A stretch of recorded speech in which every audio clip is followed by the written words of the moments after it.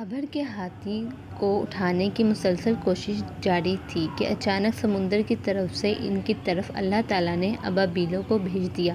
وہ ٹڈیوں کے جھنڈ کی طرح آئیں۔ دوسری طرف حضرت عبدالمطلب مکہ میں داخل ہوئے، حرم میں پہنچے اور کعبہ کے دروازے کی زنجیریں پکڑ کر ابر اور اس کے لشکر کے خلاف فتح کی دعا مانگی۔ ان کی دعا کے الفاظ یہ تھے کہ اے اللہ، یہ بندہ اپنے قافلے اور اپنی جماعت کی حفاظت کر رہا ہے، تو اپنے گھر کی یعنی بیت اللہ کی حفاظت فرما۔ ابر کا لشکر فتح نہ حاصل کر سکے، ان کی طاقت تیری طاقت کے آگے کچھ نہیں۔ آج سلیب کامیاب نہ ہو۔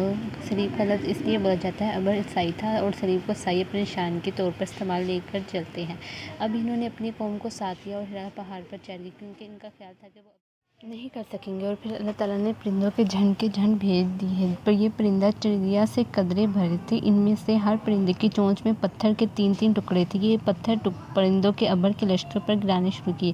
جو ہی یہ پتھر ان پر گرے، ان کے ٹکڑے ہو گئے، بلکہ اسی طرح جیسے آج کسی جگہ پر بم گرایا جائے تو جسموں کے ٹکڑے اڑ جاتے ہیں۔ ابر کا ہاتھی محمود البتہ ان کنکریوں سے محفوظ رہا۔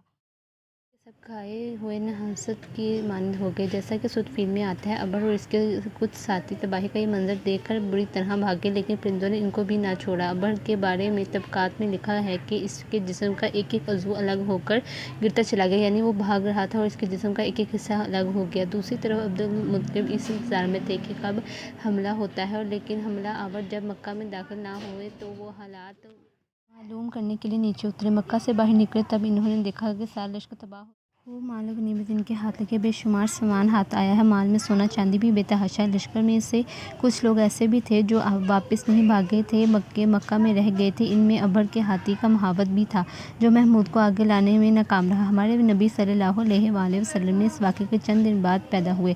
آپ جس مقام میں پیدا ہوئے وہ صفا پہاڑی کے قریب تھا۔ حضرت کعب احبار رضی اللہ عنہ کہتے ہیں کہ میں نے توراۃ میں پڑھا تھا کہ رسول پاک صلی اللہ علیہ وسلم کی پیدائش مکہ مکرمہ میں ہوگی۔ یہ کعب پہلے یہود تھے، اس لیے توراۃ پڑھا کرتے تھے۔ دنیا میں آتے ہی حضور پاک صلی اللہ علیہ وسلم روئے۔ حضرت عبدالرحمن بن عوف رضی اللہ عنہ والدہ کہتی ہیں کہ جب حضرت آمنہ کے ہاں ولادت ہوئی تو میں وہاں موجود تھی۔ آپ صلی اللہ علیہ وسلم کے ہاتھوں میں آئے، یہ غالباً دایاں تھے۔ ان کا نام شفاعہ تھا۔ فرماتی ہیں جب آپ میرے ہاتھوں میں آئے تو آپ کے دادا حضرت عبدالمطلب کو آپ کی ولادت کی اطلاع دی گئی۔ وہ اس وقت خانہ کعبہ کا طواف کر رہے تھے۔ اطلاع ملنے پر گھر آئے، بچے کو گود میں لیا۔ اس وقت آپ کی والدہ نے ان سے کہا، یہ بچہ عجیب ہے، سجدے کی حالت میں پیدا ہوا ہے، یعنی پیدا ہوتے ہی اس نے پہلا سجدہ کیا، پھر سجدے سے سر اٹھا کر انگلی آسمان کی طرف اٹھائی۔ عبدالمطلب نے آپ کو دیکھا، اس کے بعد آپ کو کعبہ میں لے گئے، آپ کو گود میں لیے رہے اور طواف کرتے رہے، پھر واپس لا کر حضرت آمنہ کو دیا۔ آپ کو عرب کے دستور کے مطابق ایک برتن سے ڈھانپا گیا، لیکن وہ برتن ٹوٹ کر آپ کے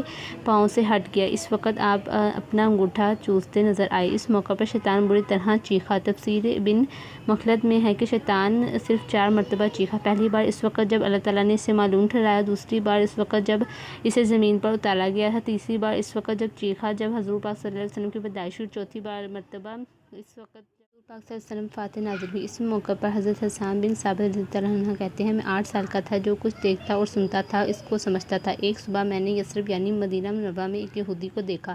وہ ایک اونچے ٹیلے پر چڑھ کر چلا رہا تھا۔ لوگ اس یہودی کے گرد جمع ہو گئے اور بولے، کیا بات ہے، کیوں چیخ رہے ہو؟ یہودی نے جواب دیا، احمد کا ستارہ طلوع ہو گیا ہے، اور وہ آج رات پیدا ہوں گے۔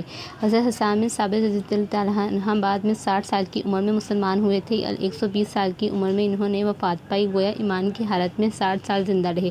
بہت اچھے شاعر تھے۔ نبی کریم صلی اللہ علیہ وآلہ وسلم کی اپنے اشعار میں تعریف کیا کرتے تھے اور دشمنوں کی برائی اشعار میں بیان کرتے تھے۔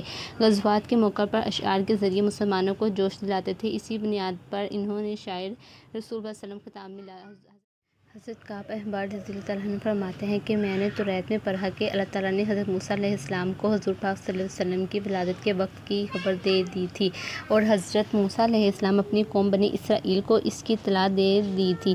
اس سلسلے میں انہوں نے فرمایا تھا، تمہارے نزدیک جو مشہور چمکدار ستارہ ہے، جب وہ حرکت میں آئے گا تو وہی وقت رسول پاک صلی اللہ علیہ وسلم کی پیدائش کا وقت ہوگا۔ یہ خبر بنی اسرائیل کے علماء ایک دوسرے کو دیتے چلے آئے تھے، اور اس طرح بنی اسرائیل کو بھی حضور پاک صلی اللہ علیہ وسلم کی ولادت کا وقت یعنی اس کی علامت معلوم تھی۔ حضرت عائشہ رضی اللہ تعالیٰ عنہا سے روایت ہے کہ ایک یہودی عالم مکہ میں رہتا تھا۔ جب وہ رات آئی جس میں حضور پاک صلی اللہ علیہ وسلم پیدا ہوئے تو وہ کہا، قریش کی ایک مجلس میں بیٹھا تھا اور اس نے کہا کیا تمہارے ہاں آج کوئی بچہ پیدا ہوا ہے؟ لوگوں نے کہا ہمیں تو معلوم نہیں۔ اس پر اس یہودی نے کہا میں جو کچھ کہتا ہوں اسے اچھی طرح سن لو، آج اس امت کا آخری نبی پیدا ہوگا اور قریش کے لوگوں وہ تم میں سے ہیں، یعنی وہ قریشی ہیں۔ اس کے کندھے کے پاس ایک علامت ہے یعنی مہر نبوت، اس میں بہت زیادہ بال ہیں یعنی گھنے بال ہیں اور یہ نبوت کا نشان ہے، نبوت کی دلیل ہے۔ اس بچے کی ایک علامت یہ ہے کہ وہ 2 دن تک دودھ نہیں پیے گا۔ ان باتوں کا ذکر اس کی نبوت کی علامت کے طور پر پرانی کتب میں موجود ہے۔ علامہ بن حجر نے لکھا ہے کہ یہ بات درست ہے۔ آپ صلی اللہ علیہ وسلم نے 2 دن تک دودھ نہیں پیا۔ یہودی عالم نے جب تو لوگ وہاں سے اٹھ گئے، انہیں یہودی کی باتیں سن کر بہت حیرانی ہوئی۔ جب وہ لوگ اپنے گھروں میں پہنچے تو ان میں سے ہر ایک نے اس کی باتیں اپنے گھر کے افراد کو بتائیں۔ عورتوں کو چونکہ حضرت آمنہ کے ہاں بیٹا پیدا ہونے کی خبر ہو چکی تھی، اس لیے انہوں نے اپنے مردوں کو بتا دیا ذرا چل کے مجھے وہ بچہ دکھاؤ۔ لوگ اسے ساتھ لیے حضرت آمنہ کے گھر کے باہر آئے، ان سے بچہ دکھانے کی درخواست کی۔ آپ نے بچے کو کپڑے سے نکال کر انہیں دے دیا۔ لوگوں نے اپنے کندھے پر سے کپڑا ہٹایا۔ یہودی کی نظر جو ہی مہر نبوت پر پڑی وہ فوراً بے ہوش ہو کر گر پڑا۔ اسے ہوش آیا تو لوگوں نے اس سے پوچھا تمہیں کیا ہو گیا تھا؟ جواب میں اس نے کہا میں اس غم سے بے ہوش ہوا تھا کہ میری قوم میں سے نبوت ختم ہو گئی، اور اے قریشیو اللہ کی قسم یہ بچہ تم پر زبردست غلبہ حاصل کرے گا اور اس کی شہرت مشرق سے مغرب تک پھیل جائے گی۔